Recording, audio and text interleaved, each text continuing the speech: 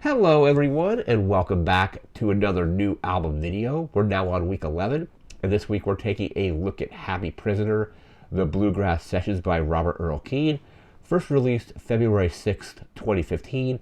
Some notable tracks on this album include T for Texas, Walls of Time, Hot Corn, Cold Corn, and Long Black Veil. This is essentially a Robert Earl Keen bluegrass cover album. And most of the stuff I've listened to him prior to this is country music. He's done a lot of really good, great albums. I think I covered, I want to say, A Bigger Piece of Sky on the previous year's music series, which was just 52 essential albums. That's a great album. I don't really know where I rank this one in his complete discography. I think definitely my favorite two are Bigger Piece of Sky and probably Gringo Honeymoon. This one's really good though, especially if you're into bluegrass music. And bluegrass is probably one of the genres that for me I don't really listen to often, but when I listen to it, I really enjoy it. So I'm going to try to listen to more bluegrass albums this year because after listening to this one a couple times, I really enjoyed it. Also, I just really enjoy Robert Earl Keen's music to begin with, so that's just kind of like an extra bonus there. But yeah, this one came out in 2015. Most of the stuff he's done before this is country music. There might be a little bit of bluegrass influence to some of his other stuff as well. But this is a really good album, and it kind of came out. I think it came out. He did like the Rose Hotel, I think Ready for Confetti, and then this one.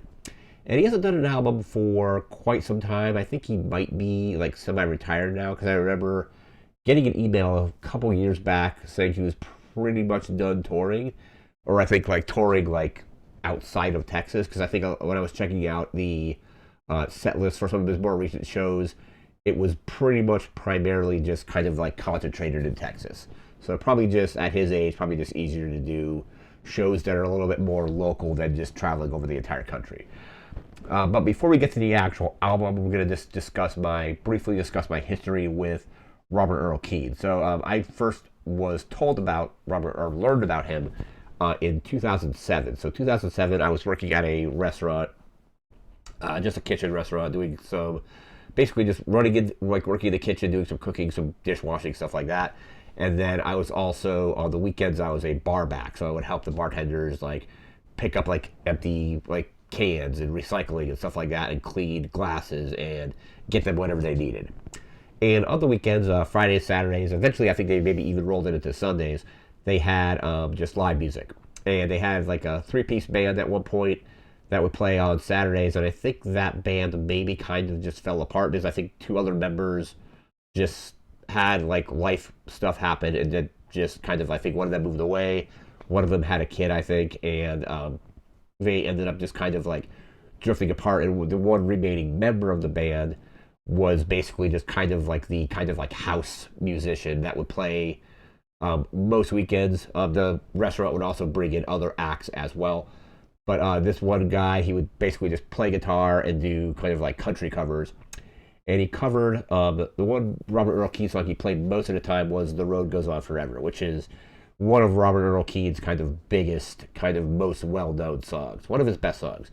And one thing I really like about his music, or Robert Earl Keen's music, is his music generally tells a story. I kind of like music like Bob Dylan. A lot of his songs will have like a narrative that runs through the entire song.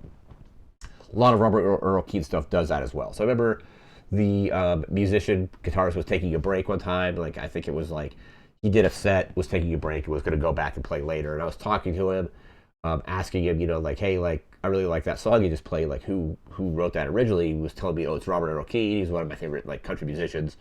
You should check him out. So about a year goes by, and then Robert Earl Keen is actually playing up in town, and I end up going with him and a few other people from the restaurant where he worked, and it was a really cool show. I met Robert Earl Keen. I don't know if the picture of me meeting him exists still because it's on this guy's phone, and it was like a flip phone. Probably it's like terrible quality anyway. But met Robert Earl Keen like kind of like after the show. I bought like a song book of his, like guitar tabs, stuff like that. Book got signed by him, and a couple years later he came back. Then we saw him again a couple years later. I don't think he actually hung out after the show the second time. I think it was kind of like the first time we saw him in 2008. He kind of like hung out at the merch table for a little bit, took photos, talked to people. I didn't even have an iPhone back then. I had also a flip phone with no camera that I had bought like a few years earlier. But in the second show in 2010, I think he kind of just went back to the tour bus. I hung out with, I think the guitarist was Rich Brotherton. I don't think he plays with him anymore. I think he's kind of done other stuff, but we hung out with him for a little bit, kind of like just like at like the front of the stage as they were getting stuff torn down, and that was really cool. Then about 10 years goes by, and I didn't see Robert Earl Keen play live until it was February of 2020. So that was the last concert I went to, kind of before all the lockdowns started and stuff like that. And that would be the last concert I would see until I saw Garbage and Alanis Morissette in LA, like in 2021. So like from February 2020 to about like September, no, it was early October 2021, I didn't get to go to any kind of concerts. Concerts were kind of like a thing we couldn't really do, and a lot of bands weren't even touring, and any bands that were touring had like postponed their shows. Like the Alanis Morissette show got postponed twice, from June of 2020 to June of 2021, and then it got pushed back from June of that year to October.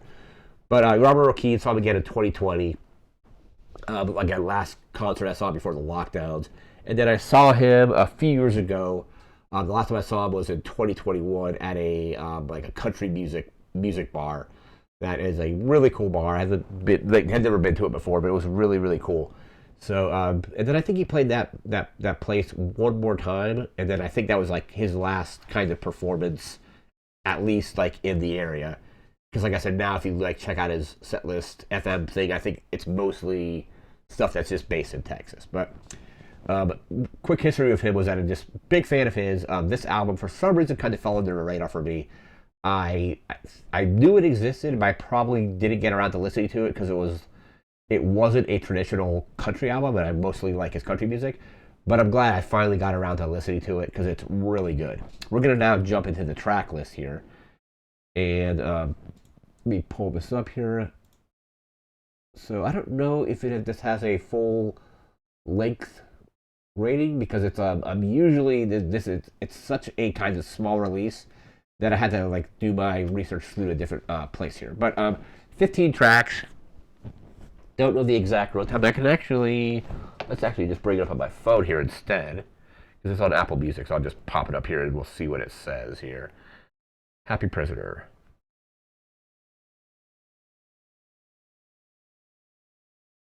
Help if I can spell it. There we go. Album, Robert Earl Keen. Yeah, 2015. I think there is, this one, the one I listened to actually has some extra tracks on it. So I'll go off the track list here because it actually has the credits for whoever wrote the original writers. But the Apple Music version is 20 songs, an hour and 8 minutes. So we'll pop that one up in a little bit to get the extra tracks off of it.